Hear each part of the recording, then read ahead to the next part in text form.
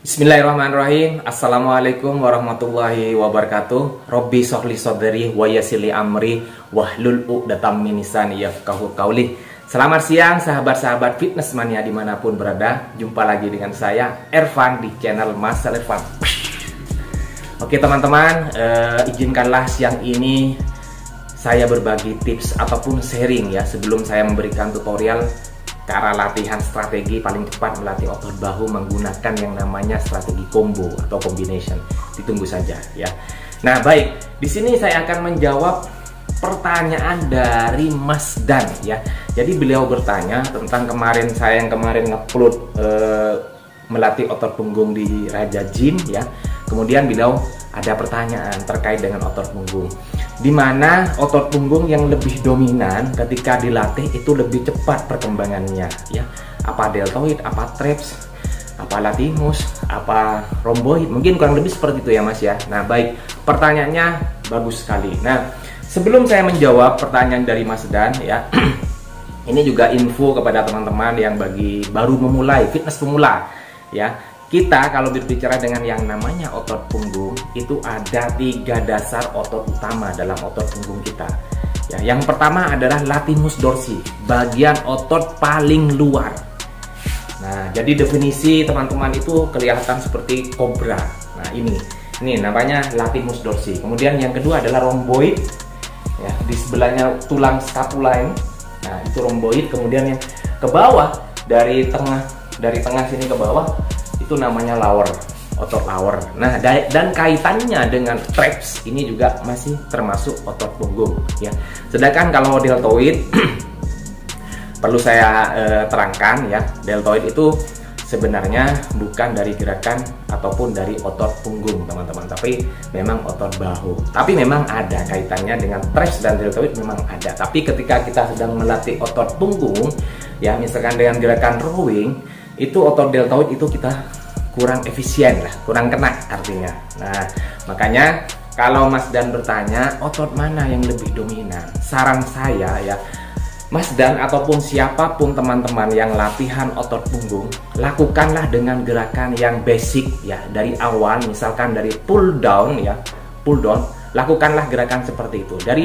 Jadi gerakannya basic atau gerakan yang gerakan lama, gerakan dasar latihan back, mulai dari pull down ya, kemudian seated cable row, kemudian boleh seperti saya kemarin straight pull down ataupun pakai band row, dumbbell ya. Otot mana itu yang dominan? Nah, ketika teman-teman sedang melatih otot punggung dari gerakan ataupun dari urutan pertama, latimus dorsi, kemudian pull down-nya ya, latihan pull down, latimus dorsi ataupun pull up ataupun chin up, itu adalah pada dasarnya untuk yang namanya bagian latimus dorsi. Jadi yang lebih dominan atau lebih cepat perkembangannya itu latimus dorsi. Makanya ketika kita pakai pakai kaos, itu kita kadang udah muat di bagian ketiak teman-teman. Pasti sobek. Ini terjadi pada saya sering. Jadi bukan karena besarnya ukurannya XL misalkan atau double XL, memang pas, tetapi ketika kita tidak bergerak ya, ketika kita bergerak ada yang mengganjel. Nah, ini di bagian latimus dorsi. Jadi ini adalah lebih dominan Mas, lebih dominan ketika kita latihan back. Nah, tetapi bagian otot-otot lainnya juga penting dilatih ya. Kenapa? Karena gerakan apapun, pull down, rowing, itu lebih kenanya ke bagian latimus dorsi. Nah, apakah otot-otot lain juga perkembangannya juga sama Mas? Makanya strategi ketika kita sedang mau latihan ataupun otot apa yang kurang ya, misalkan dari chest, misalkan kadang banyak orang chest bagian dari bawahnya ini kurang, otot lowernya ini kurang. Strateginya bagaimana? Dibalik, biasanya dari flat ya, kemudian incline, decline. Nah, ini dibalik. Boleh dari decline dulu, boleh dari incline dulu, boleh dari decline ataupun dari flat. Kalau saya seperti itu ya, karena kalau kita push up ataupun chest bagian posisi decline chest ataupun push up decline itu lebih ke upper, bagian otot dada atas. Kemudian yang flat middle dan juga bagian upper, sedangkan incline juga bagian bawah. Begitu, otot bagian bawah. Sebenarnya sih sama Mas, sama. Ketika kita sedang melatih otot itu dengan gerakan yang variasinya sama, tetapi tujuannya untuk fokus otot itu pasti kena. Cuman memang perkembangannya itu lebih maksimal ketika kita power masih banyak. Makanya jadikan kelemahan kita, siapapun program di sini teman-teman ya, ketika sedang latihan kemudian ada otot yang kurang, artinya yang sudah saya bahas kemarin, imbalance, otot kurang seimbang, itu jadikan weak point atau jadikan gerakan pertama ya.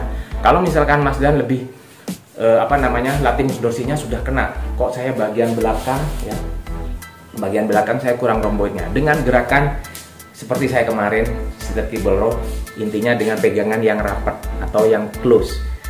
Nah, kemudian boleh dengan lebar, boleh Mas, ini namanya strategi. Begitupun juga shoulder misalkan.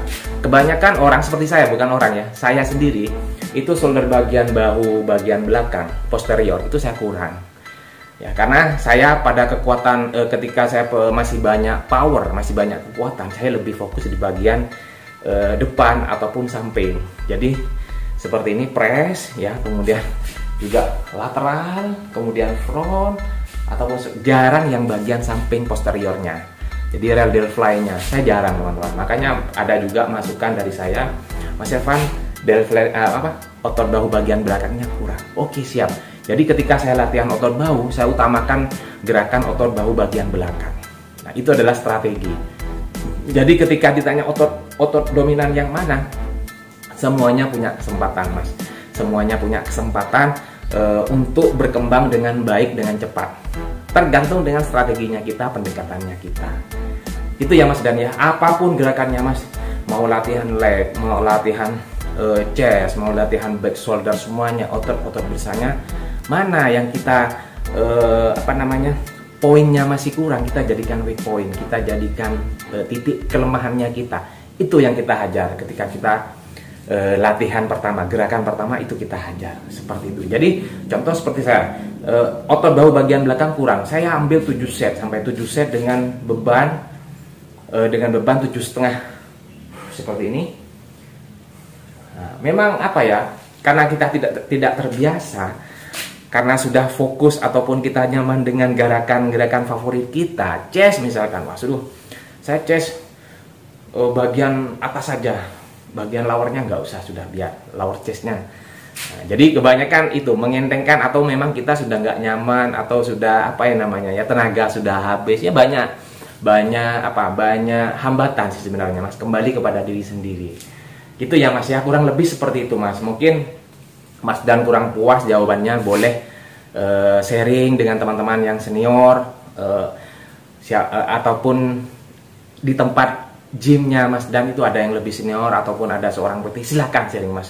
Karena ilmu itu bisa datang dari mana saja. Saya ini hanya membicarakan atau berkata dengan sesuai apa yang sudah saya alami. Gitu ya Mas ya, Mas Dan ya.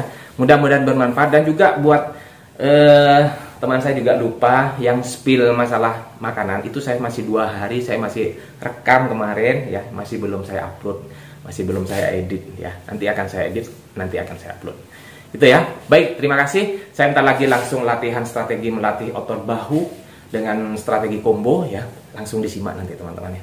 Baik, saya akhiri. Terima kasih. Tetap dukung channel saya dengan cara subscribe Muscle Irfan, like, comment, and share sebanyak-banyaknya. Terima kasih, saya akhiri. Assalamualaikum warahmatullahi wabarakatuh.